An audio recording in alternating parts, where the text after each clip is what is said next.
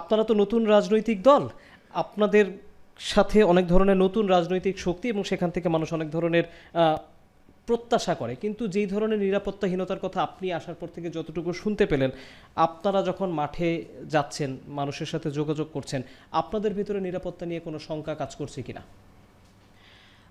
ধন্যবাদ আপনাকে। উপস্থিত সবাইকে সালাম জানাচ্ছি। আমরা আসলে যখন রাজনৈতিক দল হিসেবে আত্মপ্রকাশ করলাম তখন থেকে এই পর্যন্ত মাঠে আমরা নানান সহিংসতার শিকার হয়েছি। স্বাভাবিকভাবেই আমরা একটা অ্যালায়েন্সে যাওয়ার এটাও একটা বড় কারণ, যেহেতু আমরা মাত্র নতুন রাজনীতিটা শুরু করেছি, আমাদের লোকবল কম এবং বিদ্যমান যে রাজনৈতিক দলগুলো আছে তারা নতুন একটা রাজনীতি কেউ করুক সেই স্পেসটুকু ছাড়তে চায় না, বরং আমাদেরকে ভয় দেখায়।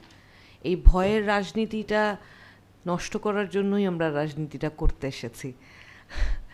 যাই হোক, অ্যালায়েন্স করার পর আমরা এখন যেই নির্বাচনী কাজে যাচ্ছি, তার আগে এবং পরে যেই অভিজ্ঞতা সেটা খুব একটা সুখকর না। এই নির্বাচন হওয়ার কথা ছিল একটা উৎসবের নির্বাচন। প্রত্যেকটা সংস্থা নির্বাচনী আচরণবিধি নিয়ে বিস্তর আলাপ করছে, অনেক পরিবর্তন এসেছে যেটা আসলে শহরের মানুষরা হয়তো জানে, কিন্তু রুরাল এরিয়ার বেশিরভাগ মানুষ জানে না। স্বাভাবিকভাবেই সেখানে আইনভঙ্গের পরিমাণটাও অনেক বেশি। ধরেন ছোট করেই যদি বলি, পোস্টার লাগানো কিন্তু নিষিদ্ধ না, কিন্তু শহরে যতটা দেখা যাচ্ছে তার চেয়ে অনেক অনেক বেশি রুরাল এরিয়াতে পোস্টারিং করার ব্যাপারটা দেখা যাচ্ছে। এটা মনিটরিং করবে কে?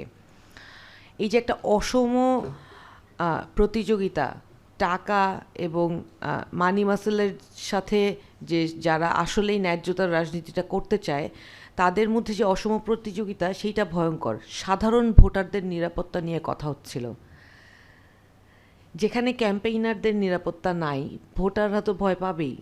যখন ভোটাররা সোশ্যাল মিডিয়াতে দেখে যে শুধুমাত্র একটা বিশেষ দলের রাজনৈতিক কর্মীরা তাদের যে পোশাক পরিধান করার ব্যাপারটা, সেটা তো তাদের ব্যক্তিগত পছন্দের ব্যাপার, তাই না? আমি ওয়েস্টার্ন পরবো নাকি আমি পর্দা করে চলবো, সেটা তো আমার ব্যাপার।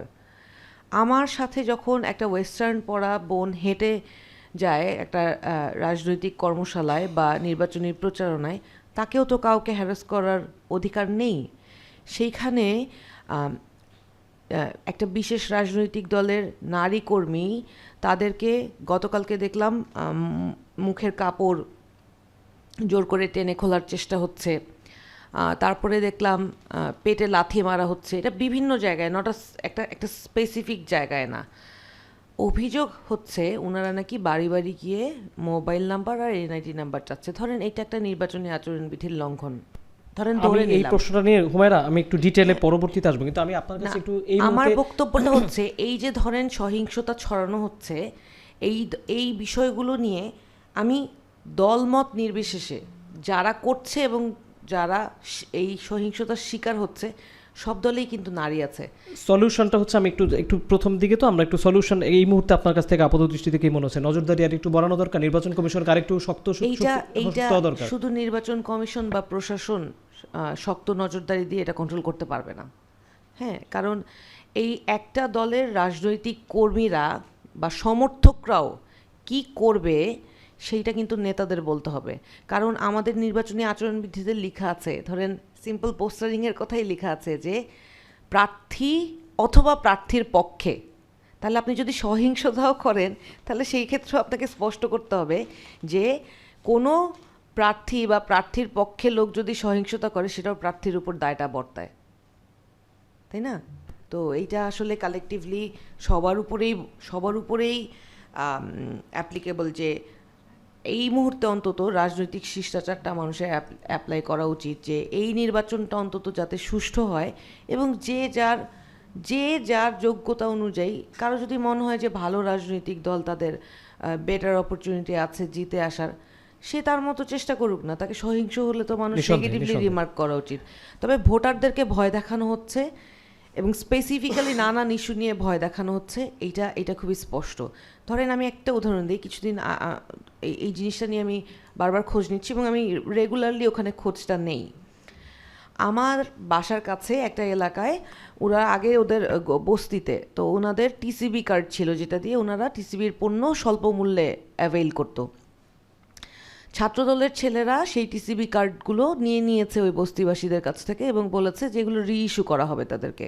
আজ পর্যন্ত রিইস্যু করা হয় নাই এবং তাদেরকে বলা হচ্ছে যে তোমরা যদি ধানের শীষে ভোটটা না দাও তাহলে এই টিসিবি কার্ডটা তোমাদেরকে আর দিব না। এখন ধরেন যেই বস্তিবাসীরা আমাদের বাড়ির আশেপাশে থাকে তারা ভীত, তারা বলছে যে যদি ধানের শীষে ভোট না দেই তাহলে কিন্তু আমাদেরকে টিসিবি কার্ডটা দিবে না। ওরা কয় টাকা কামাই করে, ওরা তো কষ্ট করে চলে। টিসিবি কার্ডের সামান্য কয় টাকা যেই ছাড়টা পায় এটা ওদের জন্য খুব গুরুত্বপূর্ণ, ওদের জীবনের জন্য গুরুত্বপূর্ণ।